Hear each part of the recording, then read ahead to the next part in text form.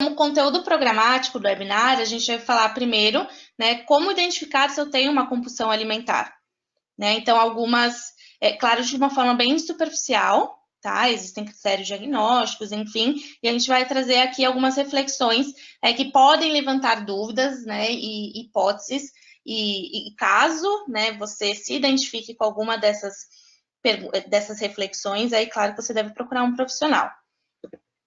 A gente vai falar também um pouquinho sobre a terapia comportamental dialética e a compulsão alimentar. Então, onde se enquadra a DBT, que seria a terapia comportamental dialética, em quadros de compulsão alimentar, que muitos autores chamam do comer emocional, não necessariamente só a compulsão alimentar. A gente vai trazer um caso exemplo para vocês entenderem, né, de que forma essa terapia se aplica à compulsão alimentar. A gente vai trazer também um pouquinho das metas dessa terapia e, por fim, algumas habilidades que são ensinadas. Né? Claro que de uma forma bem sucinta, bem breve, mas para vocês conhecerem um pouquinho dessa terapia, né, e como ela é aplicada nesse contexto. Mas de uma forma bem sucinta, existe um material que vai ser lançado pela editora Rogref CETEP e que, inclusive, embasou esse webinar e que, caso vocês queiram se aprofundar no tema, que é super interessante, vale a pena entrar em contato com a editora e adquirir o material quando ele for lançado. Ele ainda não foi, tá? Então, vamos lá. O webinar tem como duração média de 30 a 40 minutos e a gente já pode começar.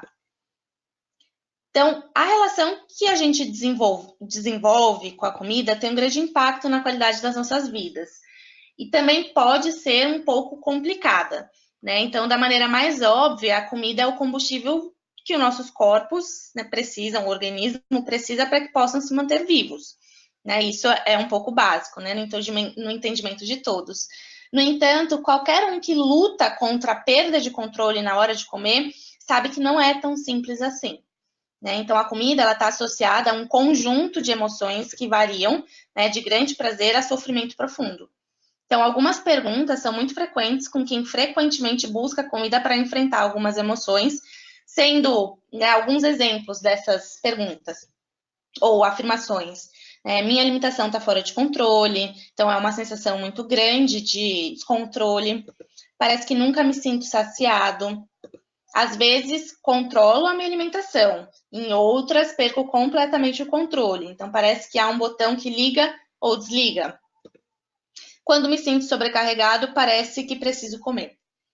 Né, a gente trouxe aqui só alguns exemplos, né, de afirmações, para que vocês possam ir se reconhecendo pessoas, e para entender um pouquinho do que se trata essa compulsão alimentar, e que às vezes não é uma compulsão em si, mas um comer emocional ligado a um conjunto de emoções.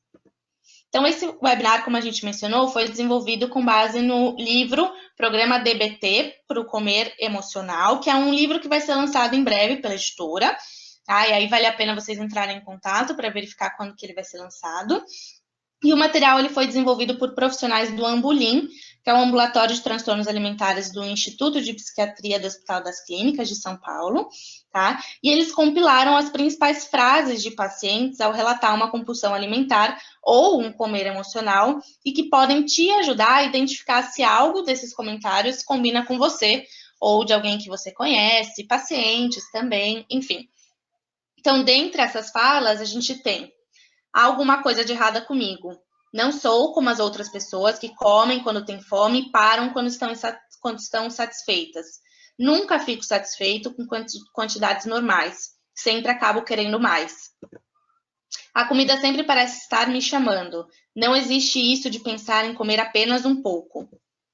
Já ouvi falar muito sobre o vício em comida, né? Vício entre aspas. Acho que estou viciado em alguns tipos de comida. Frequentemente, durante uma compulsão alimentar, me sinto como se estivesse em um estado de transe. Depois, fico péssimo.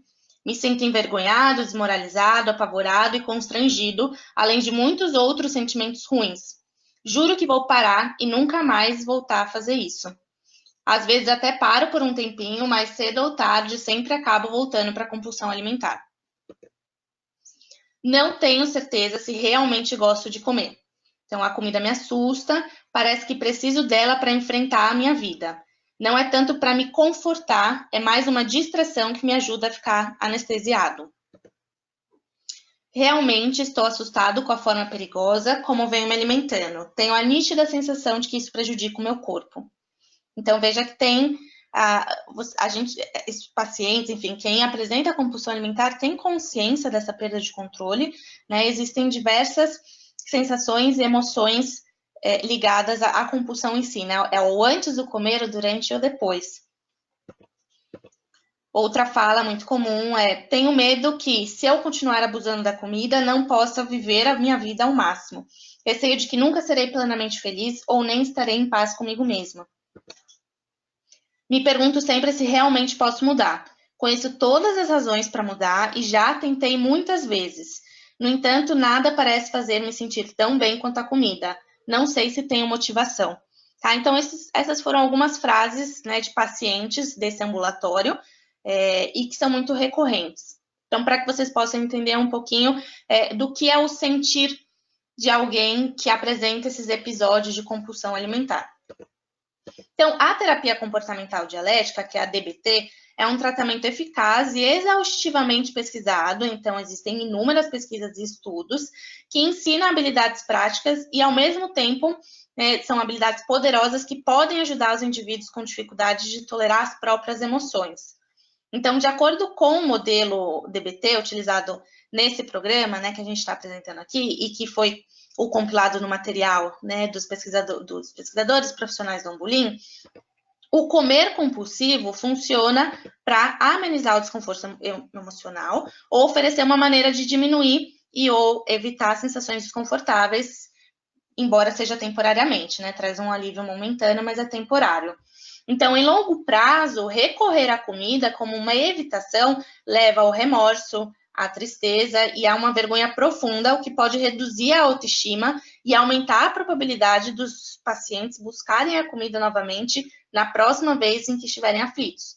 Então, o programa DBT, para a compulsão alimentar, se concentra na quebra da relação entre os seus pensamentos e a necessidade de usar a comida de maneiras que você sente que ela acaba atrapalhando sua vida. Então, o programa envolve a aprendizagem de 3 categorias de habilidades, que seriam o mindfulness, que é atenção plena, regulação emocional e tolerância ao mal-estar. Então, as habilidades desses módulos dependem uma da outra e são construídas em conjunto. Então, você não trabalha só o mindfulness, ou só a regulação emocional, ou só a tolerância ao mal-estar, mas sim as 3 juntas. Então, as habilidades de mindfulness vão ajudar você a aumentar o seu autoconhecimento e reconhecer por que come tanto quando está estressado, de modo a permitir que você seja capaz de escolher os comportamentos que serão mais úteis do que se entregar à comida. Já a regulação emocional não envolve apenas aceitar as emoções, mas também aprender a influenciar essas emoções, a fim de que você possa ser cada vez menos vulnerável a sentimentos agradáveis. Já em relação à tolerância ao mal-estar, trabalhar essas habilidades vai te ajudar a aprender habilidades para lidar com incômodos e aborrecimentos de maneiras novas, de modo que você tenha mais tempo para poder refletir e fazer escolhas melhores. Então, isso de uma maneira geral, para que vocês possam entender que habilidades são essas, mas a gente vai retomar mais para frente. Então, você possivelmente deve estar ciente de que acaba recorrendo à comida em resposta a algum desconforto emocional, né? Se não é você que está assistindo o webinar, é algum paciente ou alguém que você conhece, enfim. Então, o modelo DBT de regulação emocional, da compulsão alimentar, ajuda a explicar como essa resposta acontece, né? De recorrer à comida diante de um desconforto emocional.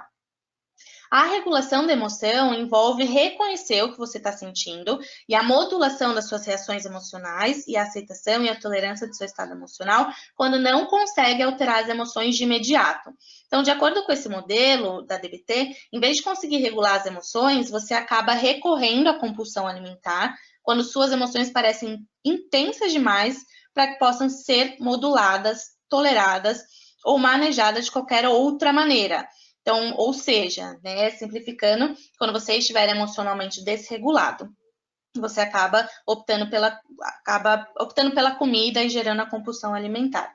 Então, se as duas emoções são positivas, entre aspas, como, por exemplo, felicidade, entusiasmo, desejo, negativas também, entre aspas, como raiva, decepção, preocupação, ou uma combinação dessas emoções, a compulsão alimentar se torna um comportamento cuja função é reduzir o seu desconforto emocional.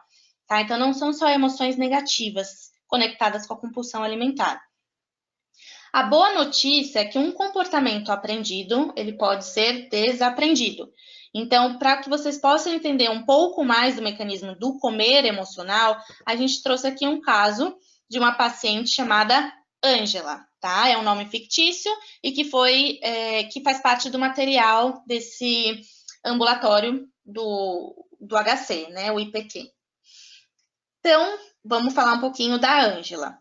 O que aconteceu com a Ângela? No caminho de volta para casa, ela se lembrou da crítica que recebeu do chefe por ter feito um relatório diferente do que ele havia solicitado. As palavras do chefe deixaram a Ângela muito magoada e com raiva, porque para ela as instruções não foram muito claras. E como ela não recebeu nenhum feedback por ter feito tanta coisa em tão pouco tempo, acabou ficando cada vez mais chateada. Diante disso, ela acabou entrando em uma lanchonete de fast food e pediu 2 hambúrgueres, um milkshake, uma porção grande de batata frita e 2 tortas de maçã. Enquanto ela comia, ficou pensando no trabalho e no quanto ela estava com raiva. Então, pouco tempo depois de ter comido tudo isso, ela estava inundada de vergonha e nojo, né? Pensando, como eu posso continuar fazendo isso comigo? Porque eu não dou conta de nada. E à medida que a noite avançava, a Ângela se sentia cada vez mais desamparada, desesperada e furiosa, especialmente porque sabia que deveria voltar ao trabalho no dia seguinte. E ao chegar em casa, encontrou os restos do bolo de aniversário da filha na geladeira e não resistiu. Ela comeu o bolo e sentiu ainda mais vergonha e uma sensação ainda maior de desesperança. Então, na hora de dormir, ela se perguntou, né, para si mesma: tenho que parar, isso é loucura, o que há de errado comigo? Tá? Então, agora a gente vai pensar o caso da Ângela a partir do modelo da DBT para a compulsão alimentar. E antes de aplicar o caso da Ângela, o programa DBT, a gente vai passar como é esse modelo para então aplicar. Então, primeiro, a gente tem os eventos, gatilhos, desencadeantes no ambiente, que são seguidos de respostas emocionais desreguladas, como, por exemplo, a raiva, a tristeza, a ansiedade, o tédio. Depois disso, há uma tentativa de evitar ou escapar a vivência emocional, né, ocasionando, então, a compulsão alimentar. Então, a compulsão alimentar, ela vem a partir de uma tentativa de evitação, né?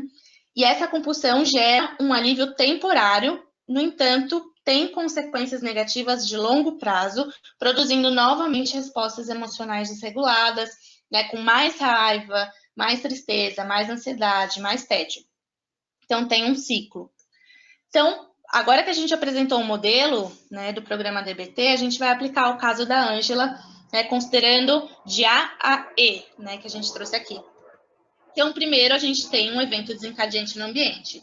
Então, na primeira compulsão alimentar da Ângela, alguma coisa aconteceu primeiro. Nesse momento, a compulsão alimentar da Ângela pode parecer algo tão automático que ela não consegue ter consciência de nada que a desencadeou. Então, de repente, ela se percebe na lanchonete. Mas, na verdade, tem um evento gatilho, desencadeador, o que pode levar a determinados pensamentos e emoções. E aí, nesse caso, o que levou ao pensamento, a crítica da Ângela, que recebeu, enfim, do chefe, foi o evento gatilho, que a levou ao pensamento: meu chefe não me valoriza, nunca sou tratada de forma justa, tá? E aí, esse pensamento, então, teve a crítica ao pensamento e veio o sentimento de raiva, tá? Então, esses são os eventos gatilhos. O próximo passo, ele é crucial. Então, o evento desencadeante ou gatilho leva a uma emoção que supostamente você não consegue enfrentar. Então, para a Ângela, foi o sentimento de ficar cada vez com mais raiva do tratamento que recebeu do chefe.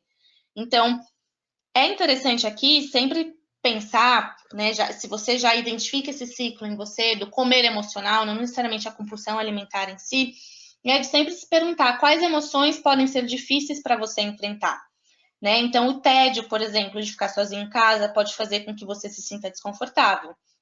Além disso, estar sozinho pode provocar emoções assim mais intensas e mais poderosas, como uma tristeza intensa, carência ou frustração. Tá? Então, mesmo as emoções positivas, como alegria ou desejo, podem ser desconfortáveis se você não souber manejar a intensidade delas. Então, é uma questão da intensidade, né? E se você percebe que tem um comer emocional, é interessante se perguntar quais emoções são difíceis de você enfrentar. E a ideia aqui é que a Ângela começou a experimentar uma emoção que traz desconforto. Então, como as emoções intensas podem ser muito difíceis de serem enfrentadas, faz todo sentido que a Ângela tente reduzi-las, então evitá-las ou se livrar dessas emoções. As pessoas usam uma ampla gama de estratégias para se sentirem melhor, mas a Ângela nunca aprendeu as habilidades necessárias para monitorar, avaliar, mudar e aceitar essas vivências emocionais intensas. Então, nesse caso, a Ângela acaba procurando a lanchonete de fast food, come 2 hambúrgueres, um milkshake, a batata, enfim. E aí aqui acontece a compulsão alimentar. Então, a comida resolve, entre aspas, né? A comida, no caso, os 2 cheeseburgers, o milkshake, a batata frita, a torta de maçã, acaba resolvendo o problema de uma forma temporária, ajudando a Ângela a aliviar e esquecer o quanto ela estava furiosa com o chefe. Então, recorrer à comida reduz a raiva, a tristeza, a frustração, a solidão e outros sentimentos desconfortáveis que ela tem em relação às ações do chefe. No entanto, esse alívio, né, como a gente já mencionou, é temporário. Então, quando ela chegou em casa, começou a sentir nojo de si, né? E quando as emoções que evitou por meio da compulsão alimentar voltaram a entrar pelas rachaduras, né, começaram a surgir de novo, né, depois desse alívio temporário, elas se misturam com o nojo e a culpa por ter recorrido à comida, né, e ela acaba se sentindo cada vez pior.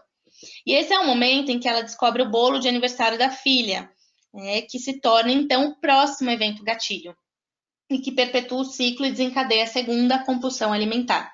Então, novamente surgem as reações emocionais desreguladas, como culpa e vergonha, né, que são emoções desconfortáveis que ela sente por ter recorrido à comida novamente. E para evitar o desconforto emocional ou escapar dele, né, ela então é tomada por uma vontade intensa de tirar o bolo de aniversário da geladeira. E ela tem então a segunda compulsão alimentar. E dessa vez a compulsão alimentar foi com os restos do bolo que estavam guardados na geladeira. E por pouco tempo a Ângela parece aliviada depois de ter comido o bolo, mas até o final da noite sentiu mais nojo, desesperança e desespero. Então a Ângela experimentou uma gama de emoções intensas e desconfortáveis. E talvez acredite, assim como muitas pessoas acreditam, que os sentimentos dela são o problema. Então, eles são exagerados ou intensos demais, ou como se houvesse algo de errado com ela. No entanto, as emoções da Ângela não são o problema. Né? As emoções da Ângela ou de qualquer pessoa que faça esse tipo de associação com a sua compulsão alimentar.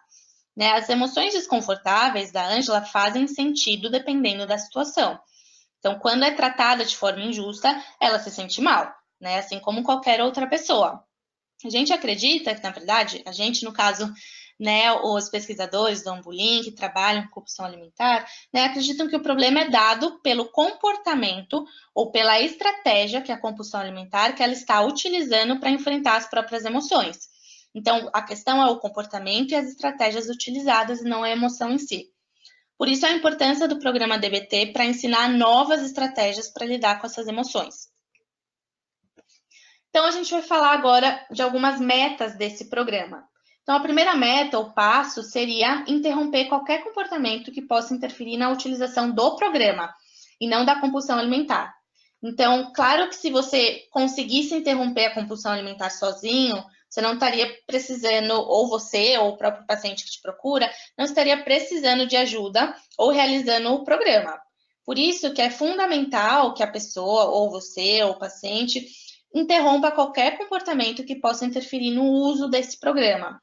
Então, se esse programa seria para dar certo, o paciente ou você precisaria ser ativamente engajado, lendo os capítulos, né, isso considerando o material organizado pelos pesquisadores, né, e profissionais do Ambulim. Então, ler os capítulos, fazer os exercícios e as tarefas de casa designados e aprendendo a utilizar as habilidades. Isso é importante também relatar para vocês que o material ele é bem denso, vocês podem utilizar, inclusive, se auto-aplicando esse programa para a sua compulsão alimentar, para o seu comer emocional, porque ele tem diversas atividades, ele é bem didático, né, e você pode utilizar por conta própria. O segundo passo seria interromper a compulsão alimentar, então, tanto as compulsões grandes como as pequenas. Então, o próximo passo para conseguir a vida, né, que você ou que o seu paciente quer é a própria interrupção da compulsão alimentar. Embora a descrição da compulsão alimentar geralmente envolva a sensação de perda de controle enquanto se ingere uma quantidade grande ou excessiva de comida, como, por exemplo, o equivalente a 2 refeições completas ou a 3 pratos principais, existem pesquisas que demonstram que a sensação da perda de controle é mais importante do que a quantidade de fato de comida ingerida. Então, tendo isso em vista, o material, os pesquisadores, os profissionais sempre orientam que você ou o paciente considere a compulsão alimentar qualquer alimentação que envolve a sensação de perda de controle, mesmo que tenha ingerido uma quantidade que a maioria das pessoas não consideraria uma compulsão alimentar. Como, por exemplo, se eu consumisse, né, eu ou você, 2 bolachas de tamanho padrão, existem pessoas que não considerariam isso uma compulsão, né? Mas a grande questão para a gente falar de compulsão é a sensação de perda de controle, né? E então, que se você identificar isso, né, essa sensação, é importante que você registre como uma compulsão alimentar pequena. Então, não é uma grande, não chega a ser mais de um prato, né, mas é uma compulsão. E o recomendado é que se concentre primeiro na interrupção das suas compulsões de grandes volumes, né, para ir reduzindo aos poucos. Né? E claro que ninguém está dizendo que você não pode comer 2 bolachas, né? A gente está pensando e focando muito mais na sensação de perda de controle e não no comer em si. O próximo passo, né, da DBT seria diminuir ou interromper qualquer outro comportamento problemático relacionado à alimentação. Então, é importante incluir aqui qualquer comportamento problema relacionado com a alimentação que não é considerado compulsão alimentar. Então, é importante separar a compulsão alimentar ou a alimentação com a sensação de perda de controle de outros comportamentos problemáticos relacionados com a alimentação, que, por exemplo, a gente poderia citar aqui o comer emocional, que é diferente da compulsão alimentar associado com a perda de controle. Né? Então, o comer emocional é um comportamento que serve principalmente para aliviar o desconforto emocional do que para aliviar a fome física. Isso inclui a compulsão alimentar e qualquer outro tipo de alimentação que não envolve a sensação de perda de controle. Por isso que a gente não pode restringir o comer emocional à compulsão alimentar. Então, o comer emocional é problemático independentemente de sentir ou não a perda de controle. Por quê? Quando você se alimenta em resposta a emoções intensas, acaba fortalecendo o vínculo entre o desconforto emocional e a alimentação desordenada. Além disso, dessa maneira, você ou seu paciente acaba se esquivando da oportunidade de aprender e praticar maneiras adaptativas para enfrentar suas emoções, vai ter uma chance cada vez maior de voltar a recorrer ao comer emocional e podendo até mesmo escalonar suas compulsões alimentares toda vez que estiver diante de situações difíceis.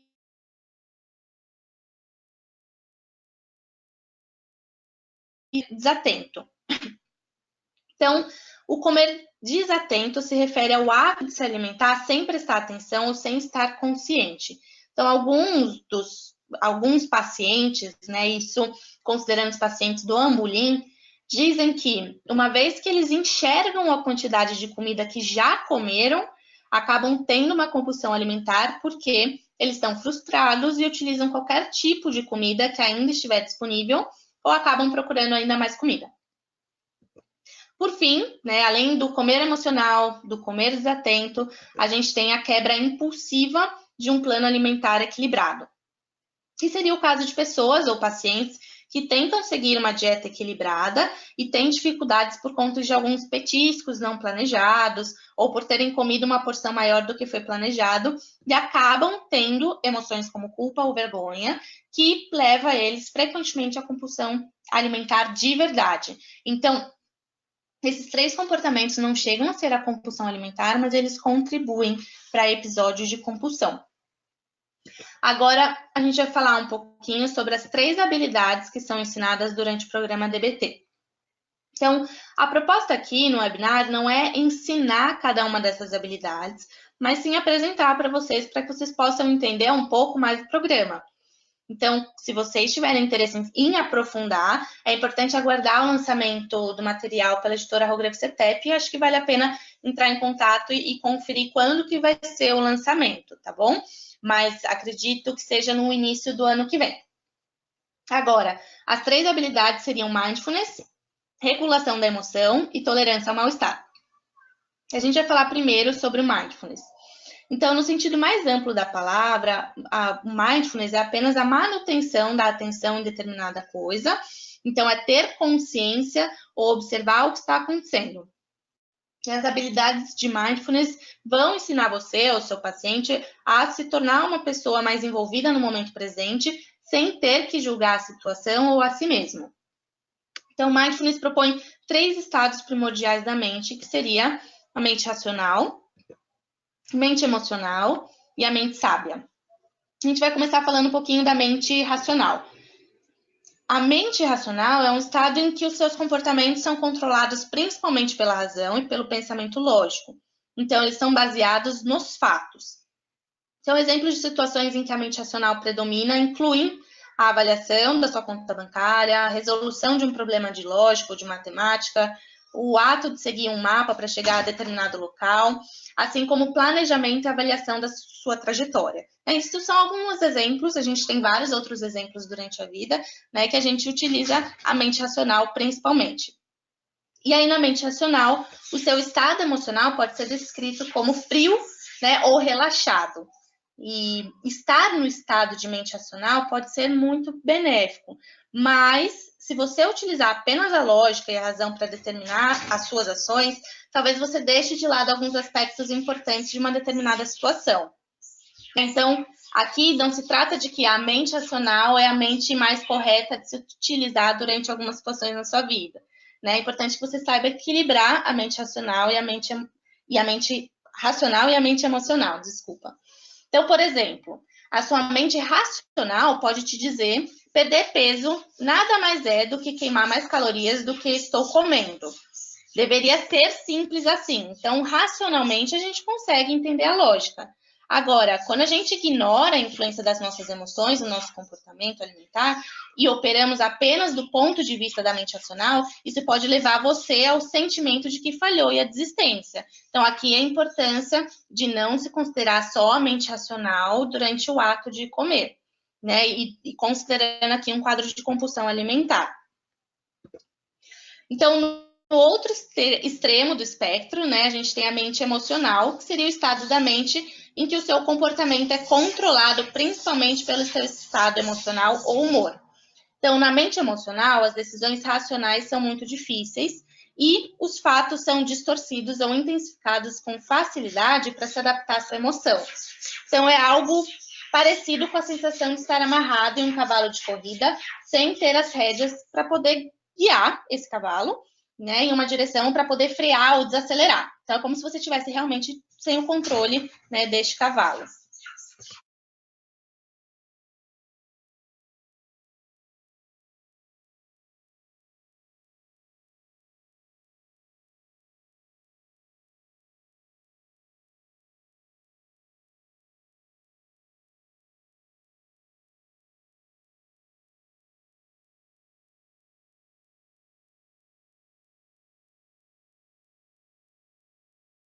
Oi, gente, desculpa, travou. Vou retomar aqui um pouquinho.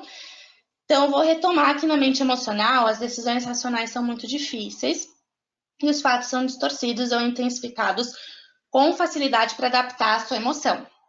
Então, como eu estava mencionando, é como se você estivesse amarrado em um cavalo de corrida sem nenhum controle.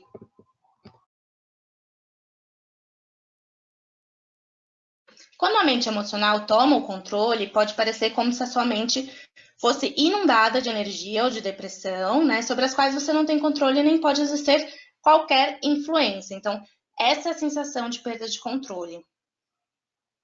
Isso não significa que as emoções são ruins de alguma maneira, né? Então, isso também é importante de tomar cuidado. Então, a informação que provém das nossas respostas emocionais é essencial para uma vida boa e pode servir como uma motivação poderosa. Então, é preciso tomar muito cuidado para a gente não associar qualquer comportamento, né, emocional ou qualquer emoção com algo ruim.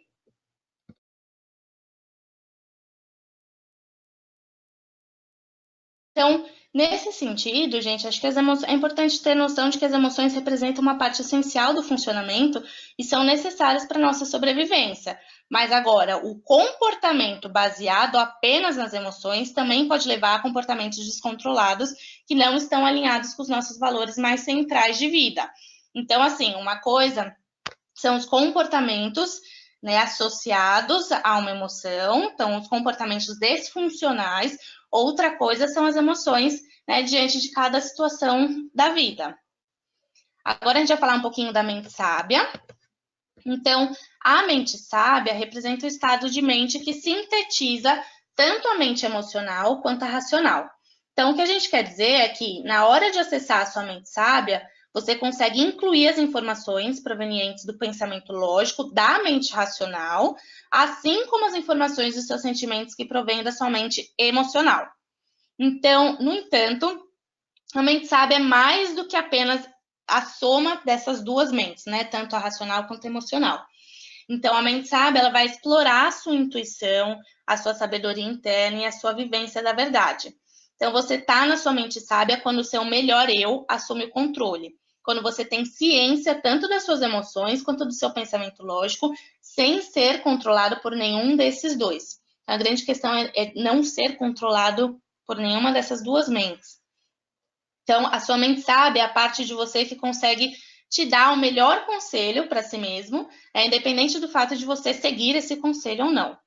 Então, a mente sábia associa o seu pensamento lógico à mente racional com o que você sente, mente emocional, para que possa tomar decisões que vêm de uma parte profunda e centrada do seu ser, em que você está em contato e alinhado com seus valores.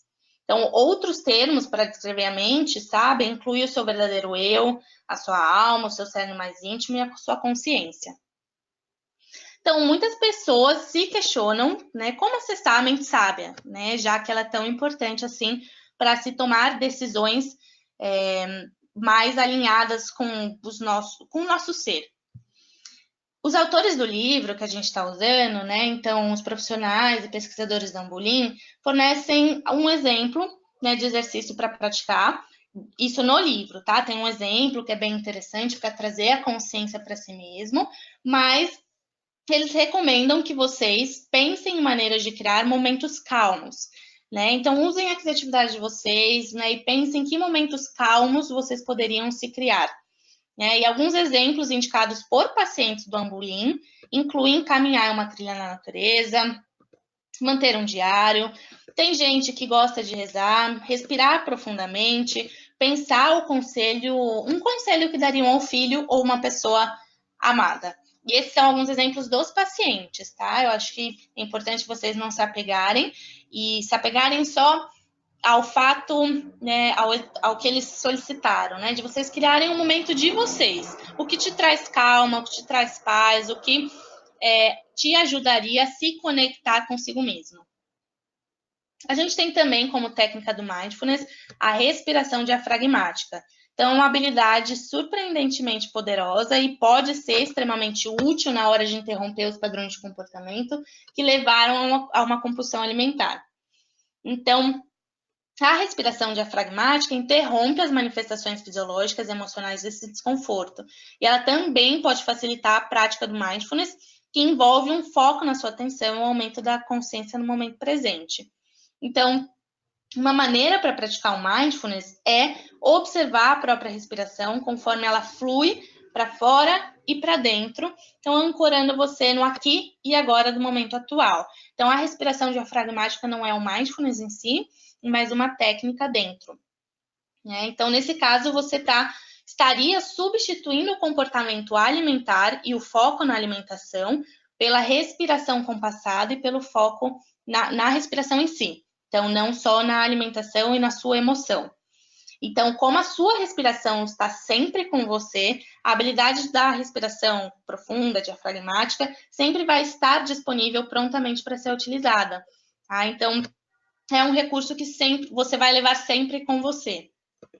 Agora a gente vai falar um pouquinho da segunda habilidade, que seria regular as emoções. Então, nessa frente é trabalhada a atenção plena das suas emoções atuais, né? E trabalhar essa atenção plena vai te ajudar a ter consciência plena do momento atual e a se sentir aberto a aceitar todas as suas experiências emocionais. Então, quando a gente tem emoções intensas, invariavelmente a gente vai dizer que a gente é as nossas emoções, né? Nós somos as nossas emoções. Como, por exemplo, estou triste ou estou com raiva. Então, para facilitar a observação da sua emoção como algo que faz parte de você, talvez você queira criar uma imagem visual da sua emoção, né? Então, como, por exemplo, a gente pode dizer para você supor que a sua emoção é um rio agitado. Se você pular dentro desse rio, você certamente será junto com o rio, você será com ele.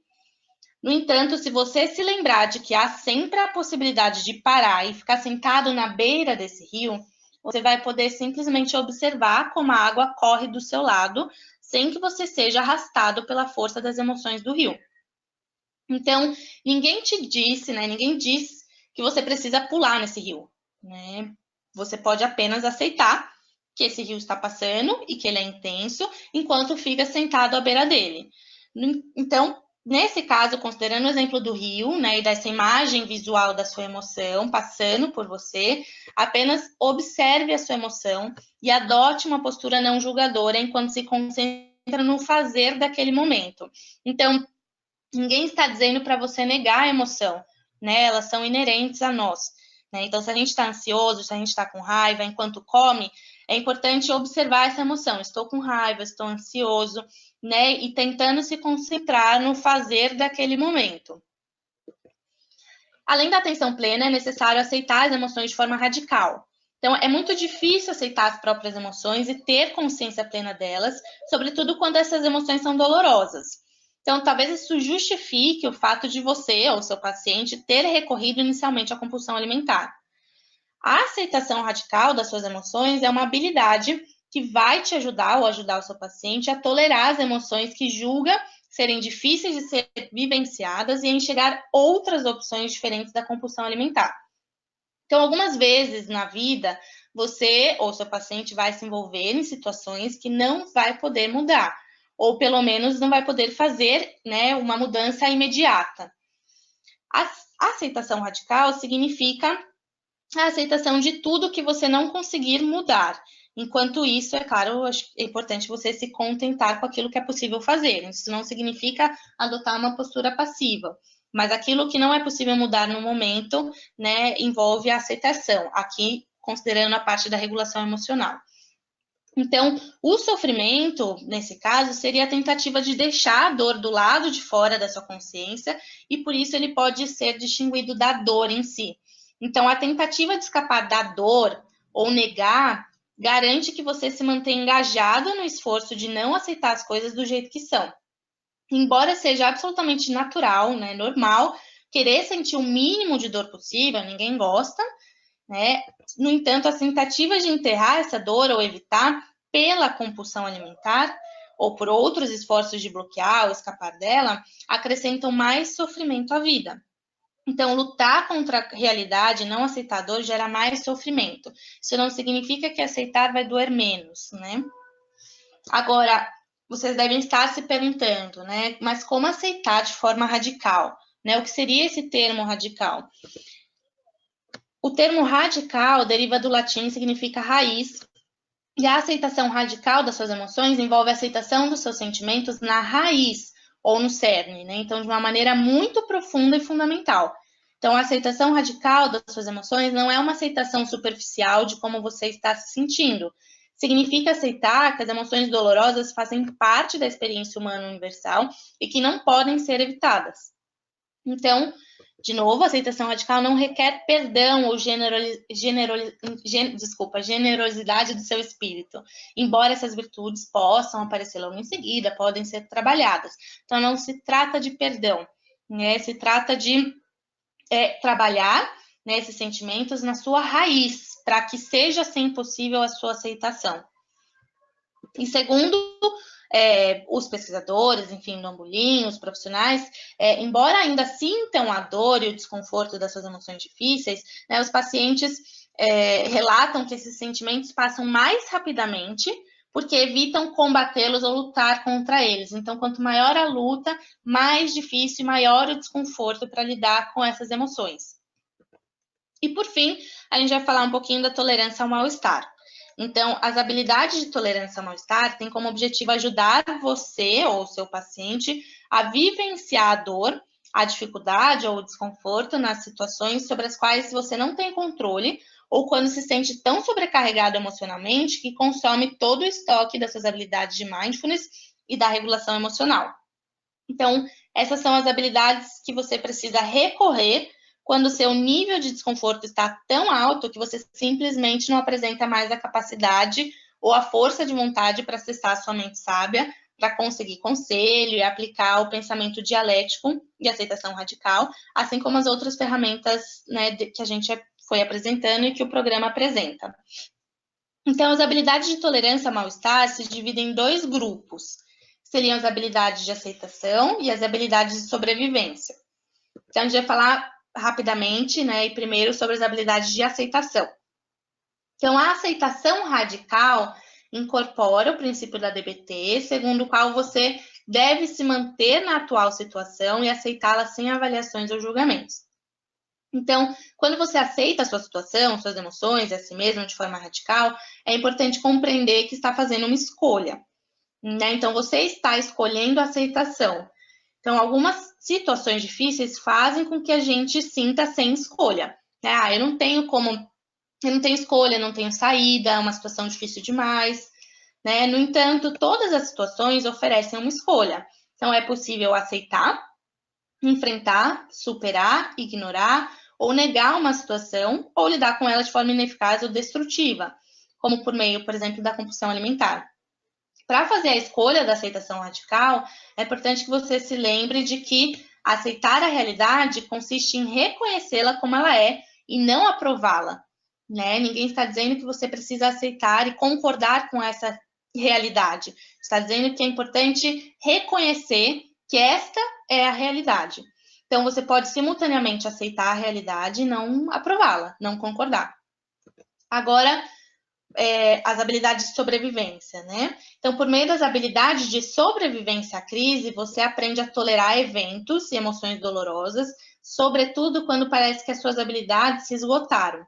Então, a ênfase aqui é atravessar o período de crise ou de emergência de forma eficaz, ou pelo menos não piorar a situação, sobretudo quando não é possível fazer nada para as coisas melhorarem imediatamente. Então, você está num momento de crise e percebe que não tem nada que possa ser feito nesse exato momento.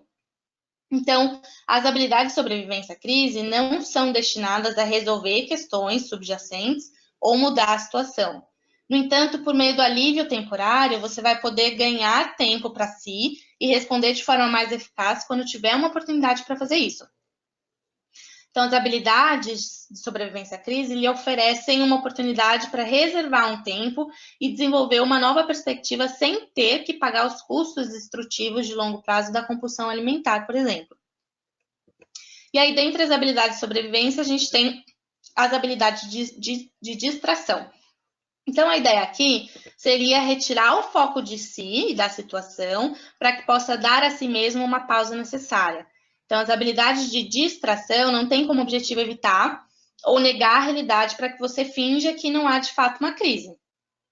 A ideia aqui é utilizar essas habilidades para interromper a crise pelo tempo suficiente e reduzir a sua atenção para que você possa retornar a enfrentar a crise um pouco renovado ou com uma perspectiva levemente alterada.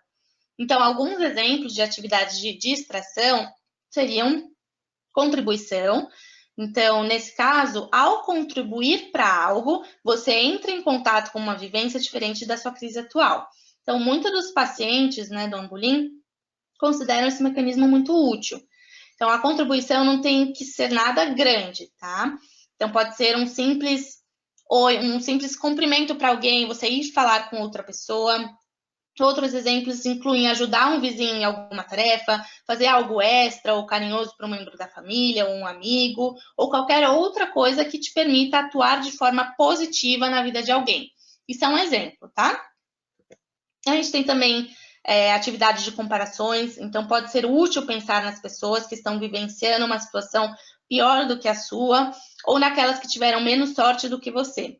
Então, inicialmente, isso pode parecer algo estranho ou até deprimente, mas mesmo assim, os profissionais do Ambulim encorajam você, né, os pacientes, a fazer. De novo, isso não é para evitar, nem para tampar as emoções que de fato estão ocorrendo. Isso são em momentos de crise, emergências e que não existe nenhuma mudança que possa ser feita de forma imediata. Emoções opostas, então, seria ao se envolver em algo que pode criar uma emoção diferente daquela desconfortável que você está vivenciando durante a crise, você vai estar se distraindo com o sentimento oposto. Então, a distração com emoções positivas é especialmente útil. E algumas sugestões seria assistir a comédias, tanto filmes quanto seriados, ouvir uma música, ler um livro engraçado, qualquer atividade que leve você a se envolver em uma experiência emocional diferente. Atividades de afastamento, então, às vezes, a retirada física pode ser bastante útil.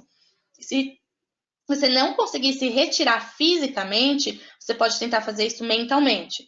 Então, coloque de forma imaginária a situação ou as emoções esmagadoras, intensas, em uma caixa e guarde em uma gaveta, né? Isso considerando uma tentativa de afastamento mental. E, mais uma vez, a proposta dessa habilidade é permitir que você tenha um descanso temporário, tá? Ninguém está negando, né? Posteriormente, você retiraria, né, fazendo uma metáfora, retiraria essa caixa da gaveta e lidaria com essas emoções de uma forma mais regulada. E a gente tem atividades com outras emoções intensas, como, por exemplo, tomar um banho muito quente, mergulhar o rosto em água gelada, segurar cubos de gelo, ouvir música muito alta. Então, existem uma série de atividades que os profissionais do Ambulim recomendam e que eles realizam com os próprios pacientes durante esses momentos de crise e emergência. A gente tem também as habilidades de autoacalmar-se. Então, as habilidades de autoacalmar-se podem ser organizadas por meio dos 5 sentidos. Então, de forma mais concreta, esse se autoacalmar-se, né, envolve a ocupação de todos os seus sentidos como vivências prazerosas. Então, para treinar essas habilidades por meio da visão, por exemplo, você pode comprar uma flor bonita, acender uma vela, visitar um museu cheio de arte bonita, mergulhar na natureza ou sair no meio da noite para observar as estrelas. E aí, claro, que ao praticar essa habilidade, é importante que você tente manter a atenção plena a cada observação que ocorre na sua frente. Aí, com o sentido da audição, né, os profissionais recomendam que você ouça músicas bonitas, calmas, que você goste, ou então tente prestar atenção aos sons da natureza na sua volta, como os pássaros cantando ou sons de outros animais. Em relação ao sentido do olfato, né, você pode, por exemplo, usar o seu perfume ou os cremes preferidos, acender uma vela aromática, ferver canela ou aspirar os aromas frescos da natureza com atenção plena. É sempre importante frisar essa questão, que não basta só ouvir uma música ou, enfim, buscar a natureza. A grande questão é fazer tudo isso buscando a atenção plena. Com o paladar, pode ou não funcionar tão bem para você ou para um paciente com compulsão alimentar, porque está bem ligado ao comer, né, a comida em si. Agora, uma sugestão que os profissionais dão é tomar uma bebida relaxante, como uma xícara de chá quente ou de café descafeinado, ou chupar uma bala com atenção plena, né? Mas é um pouco mais delicado e é importante avaliar se não funcionaria como um gatilho. Contato, você ou seu paciente pode tomar um banho de espuma, receber uma massagem, se recompensar com uma manicure ou pedicure, acariciar o seu cachorro, ou gato, enfim, deixar os pés em uma salmoura, colocar uma compressa fria na testa, ou abraçar um brinquedo, enfim, um bichinho de pelúcia, ou ficar debaixo de uma coberta aquecida ou suave. Esses são exemplos bem, bem gerais, né? Lógico que nem todo mundo se sentiria mais calmo, né? E conseguiria lidar com uma crise por meio, por exemplo, de uma coberta aquecida, né? Mas é importante que você identifique quais são as medidas que você pode tomar diante de uma crise, considerando esses 5 sentidos, né? E é importante que em todos esses 5 sentidos, de todas as atividades que você procure, você mantenha a atenção plena, né? E claro, é importante frisar que nenhuma dessas atividades vai tampar ou negar as suas emoções. É importante que num outro momento que você já estiver fora da crise, né, que você já está conseguindo lidar um pouco melhor com as suas emoções, que você retome elas e procure entender, né, de que forma você pode regular essa intensidade, tá? Então, gente, esse foi um breve resumo do programa DBT, Compulsão Alimentar, e breve mesmo, de maneira superficial, mas para vocês conhecerem as frentes com que o programa trabalha.